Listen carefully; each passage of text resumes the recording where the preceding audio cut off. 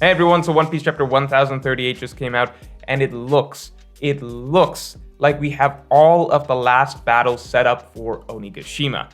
Now, I say that, but then Oda keeps surprising me by adding more things to the pot. For example, last chapter, Zunisha showing up, and this chapter, Izzo being matched up with CP0.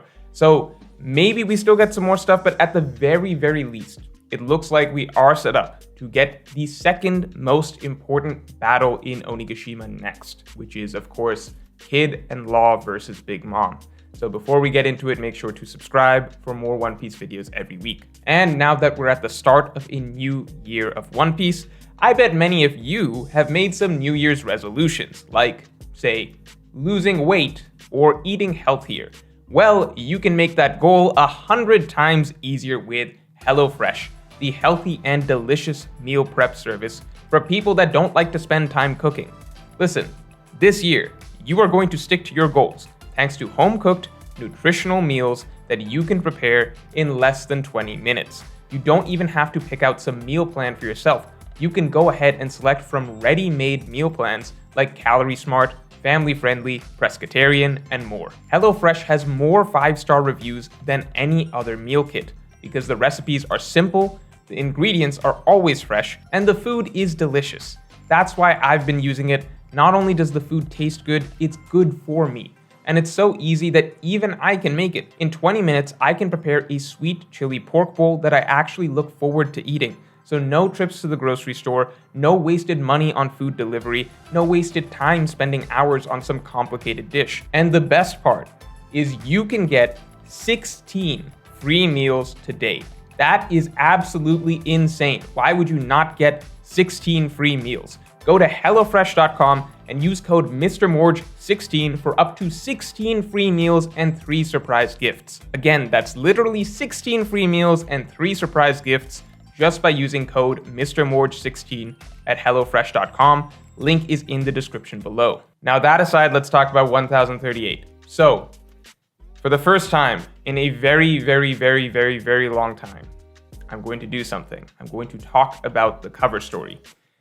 I normally leave the cover stories alone just because usually chapters, they've got so much content to discuss, and the cover story is usually just like the last one was, it was the Pound cover story.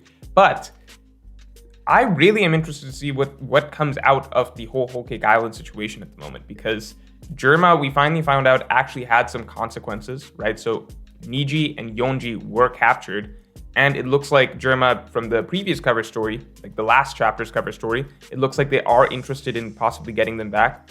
And right now, guarding them is Oven and Pudding, right? So that's an interesting combo because you've got Oven, who's a good gatekeeper, and then you've got Pudding, who could be an ally in some ways, right? She's already done that for pretty much all of Whole Cake Island, at least the latter half, right? So I think that with Whole Cake Island, right, there's already a lot of speculation about how it's not a very particularly well-guarded island at the moment. There's speculation about how Blackbeard might be headed there, maybe the world government even headed there. Obviously all speculation, but I don't know. Are we set up for a Germa versus Big Mom Pirates sort of conflict? Are we set up for them actually ending up teaming up against an outside force? Are we set up for Pudding kind of betraying the Big Mom family and freeing the two brothers?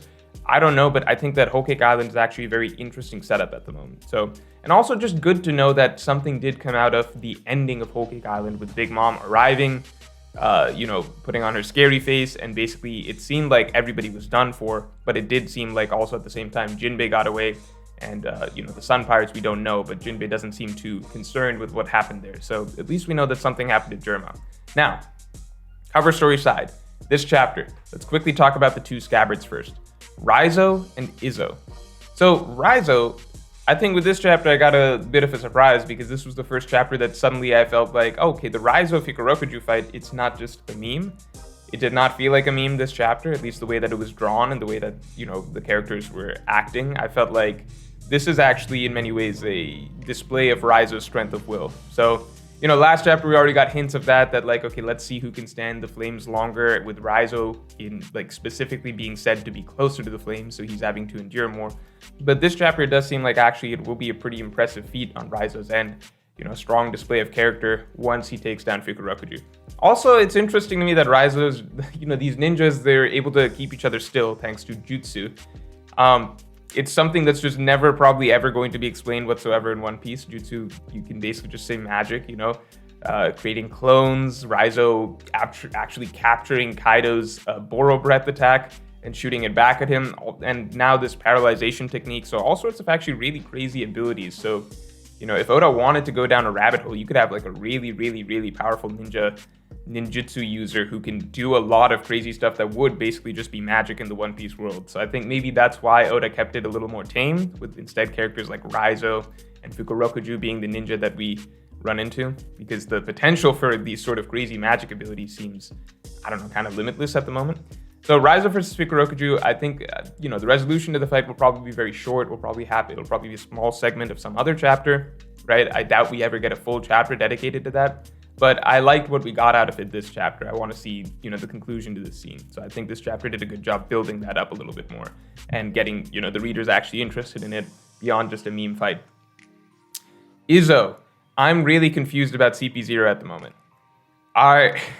So first it seemed like CP0 was going to go up against Robin and Brook, right? So they're still chasing Robin and Brook, mainly Robin. They run into Appu and X-Drake. So we're all like, okay, this seems like the matchup for Appu and X-Drake. No, they're Appu and X-Drake, they're done. X-Drake defeated, Appu ran away. Okay, so CP0 is on to Robin again, but now it's Izzo. And so is Izzo alone going to be holding down the fort and keeping CP0 away? Or is Izzo also set up to basically be taken out of commission, and then CP0 goes again after Robin and Brook? I'm just a little confused, like, where exactly is this, because we're getting towards a point where if we're getting actually CP0 versus Brook anyway at the end of the day, is that going to be, like a final match? Like, everything else is taken care of, like Kid and Law taken care of, Big Mom, Raizo, Fukurokuju done, Hiyori's killed, or Denjiro, whoever has killed Orochi and stuff, and then Luffy's fighting Kaido, and then we're getting in the background CP0 versus Brook. I don't know. It's hard to. Maybe I'm underestimating Izzo. Maybe this is a moment for Izzo to take out both CP0 members, but to me that's just kind of insane because, X-Drake and Appu with numbers on their side couldn't do it, which is, I don't know how CP0 would do against, the Calamities, right? These two, could two CP0 take down a Calamity? Maybe I'm getting too much into the powers, but I just did not imagine that Izzo would be taking on two CP0 members at the same time, right? If you told me this was like Marco, Jozu, or Vista, then sure, but I didn't realize Izzo was like that. So we'll see. We'll see how Izzo does. Again, just surprised that Oda's setting something like this up so late in the game. And lastly, we have Zoro. Well, lastly, before the main event, obviously, which is Kid and Law versus Big Mom. But Zoro. Okay, so I guess let me know below what you think that Grim Reaper is, but I think the smart money's on Brook, right? Smart money's on Brook. I mean, it has to be Brook playing some sort of a gag, right? There's no way that Brook could accidentally be putting on these robes and wielding a scythe in front of Zoro, right? So it has to be Brook playing some sort of a gag. I'm saying if it's Brook, it would have to be him playing some sort of a gag. I think it's very hard to imagine a scenario where Brook coincidentally does something like this, accidentally, right? So if it's Brook, right? So that means Brook and Robin ran all the way from, I guess all the way over here. I mean, Brook's really fast. It's just, I don't know why they would have wandered all the way out here unless they knew that Zoro's fighting or something along those lines. Brook doesn't have observation haki as far as we know, so it's not like he would have sensed it. So I don't know, a few question marks on it. Maybe Oda just wanted the Brook gag. I'm perfectly fine with that, like if that's just what it is, because the other option way more complicated. If it legitimately is a vision of the Grim Reaper in One Piece that Zoro is seeing, then that opens up, I don't even know what it opens up. It opens up, I guess, greater discussion of ideas like the afterlife or what exactly is happening. Fun fact, video that's coming out Tuesday, I think it's a good video. It's talking about the theme of death in Wano particularly. So if Oda wanted to introduce something like the Grim Reaper here, this would be the arc to do it because that is a central theme of the arc, as I will talk about in that video. However, I personally don't think that this is the Grim Reaper or whatever, and I don't think, I didn't talk about it in that video because that's just too speculative. I just think it'd be kind of crazy if Oda pulls out we didn't see this Grim Reaper hovering over, Pedro or Ace or Whitebeard. Imagine a Whitebeard seeing the Grim Reaper. Maybe because it's one of our own, one of the Straw Hats that Oda's like finally showing a vision of it. But I feel like I'm talking about nothing here. I think it's more likely it's probably just Brook. Let's say it's Brook till it's not Brook, right? I'm just gonna say it's Brook till it's not Brook. One other little note is that, you know, if Brook ran out to get Zoro, then I don't know why Oda would also have Franky run out to get Zoro, because then it's kind of a little bit like, do you need multiple Straw Hats to bring Zoro back? I don't know. So that's the one thing that has me questioning, why is it Brook? Like, why did Brook go over there? And why is Oda having Brook go over? I guess to give Zoro a scare and then take him back, but then why is Franky? You get what I'm saying? Like, why are both Brook and Franky being sent over to Zoro? Don't know. Interesting little thought that I just had, which is that I think lots of times in these battles, like ending battles of arcs, you get like Zoro and Franky paired off together at some point. I think particularly like, you know, you can go all the way back to like Enies Lobby, where it's Zoro and Franky who are contemplating how Luffy's fight against Lucci is going, and then Thriller Bark, where, you know, it's Zoro and Franky who break off to go find Raima and get Brook's shadow back. So those two are paired there. Then Dressrosa recently, where again it was Zoro and Franky who are the two Straw Hats who are holding down the fort, trying to stop the bird cage. I don't know. It's just I don't know if it's a big deal or something like that. Maybe it's just a minor coincidental trend or whatever. But again, you know, Franky was the guy in Zoro's corner while Zoro was fighting King initially, and now that Zoro's fight with King is over, Franky's going to get him. I don't know. That might just be a random trend, but I can't think of that with, you know, Zoro and say Usopp or anything like that. So maybe it's a little running idea that Oda often drops, that Zoro and Franky, I don't know, he likes pairing them off towards, you know, a certain section of the final battles or whatever. Now, that aside, let's talk about Kid in Law versus Big Mom. So, all right, what do we think? I have no idea here. Do we think that this is set up for basically Kid in Law? You know, are they basically saying here that we are going to stop Big Mom, like we're going to stall her, prevent her from getting to the roof? Or is there dialogue implying that they are going to defeat her here? You know what I mean? There is talk, you know, obviously from Kid about Yonko being invincible, haha, ridiculous. I like the quote that he had about, you know, enough rain on a mountain and eventually it will come down. So there's implications. Obviously he's talking in reference to Luffy mainly here, but it does apply. That logic does also apply to the current fight that he and Law are having against Big Mom at the moment, right? So are they saying, right, at the end of the arc, we're at the end of the chapter, we're not letting you get up to the roof, right? We're not letting you go. Are they saying that they're going to keep her here no matter what, and she's going to be stalled and kept away from the fight no matter what? Maybe even greatly inconvenienced, such as being thrown off the island or something like that. Maybe wrapped up in, you know, some weird contraption by Kid, so she falls in the ocean and then she has to be fished out later. I don't know, just throwing out ideas.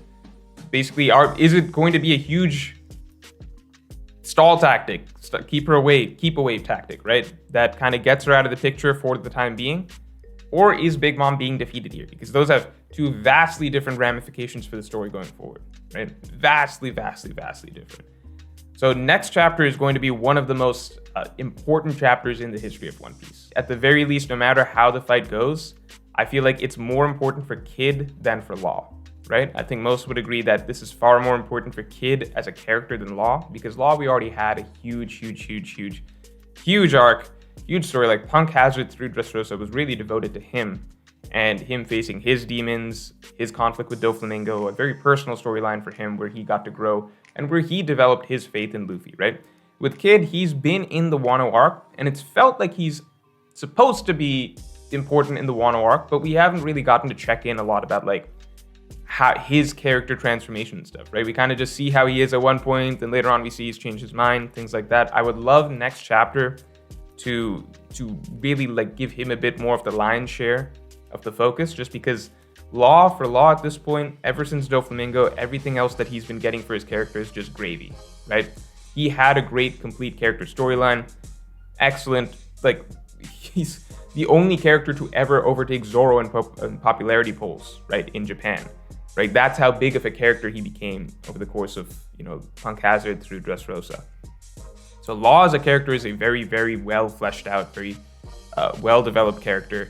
Him being in this fight right now, it's good for him. He doesn't need it whatsoever. I think it's more important that Kid can really, like, at this stage of the arc, right? We have not gotten that much focus on Kid. We've got bits and pieces here. I would really, really love next chapter if we can get some insight into, into Kid's transition over from at the start of the arc, being very against working with other people, very antitrust, anti-alliance, etc. He had a switch on the rooftop, but also very little time spent on him as a character making that switch or whatever. So now he's in a totally different frame of mind, right? He says that at the end of this chapter. He's thinking differently, like he's fighting for a different reason now, right? So would love next chapter if we can get, maybe a couple panels of flashbacks or something like that here, or like just his thought process, or like how he feels, or like kind of delving into the character change that he's undergone. And obviously beyond that, it's a shonen, so whenever you have moments like that, it's a great setup for a power-up. I really hope, I don't think that, Law and like the awakenings that they've already shown have been impressive enough. I'd say more on Law's end than Kid's end. For Kid's end, Kid, maybe I'm being unfair. Maybe I just expect too much out of Kid. I don't know. But from Kid's end, it doesn't have to be Advanced Conquerors Haki or anything crazy, but maybe something more, a little bit different than just making the giant mechanical bowls or like the giant mechanical crushy things and stuff like that. So I don't know exactly what type of, maybe they don't need any sort of power-ups, but just maybe a bit of a different use of their awakenings, their abilities. Kid obviously did not use his awakening this chapter. Maybe that sets him up to use it in a really interesting way next chapter, or maybe he's got a different metal form to showcase. Maybe Advanced Conquerors Haki, which would be a huge, huge, huge jump, but, if the character writing feels right, then, let's see. But, again, I cannot stress this enough. Next chapter, one of the most important chapters in One Piece history. Really important chapter for both of these two supernovas, but really we know more important for Kid than anybody else. And with that, I will talk to you all later. And make sure to get your 16 free meals and 3 surprise gifts by going to HelloFresh.com and using code MrMorge16. Link in the description below.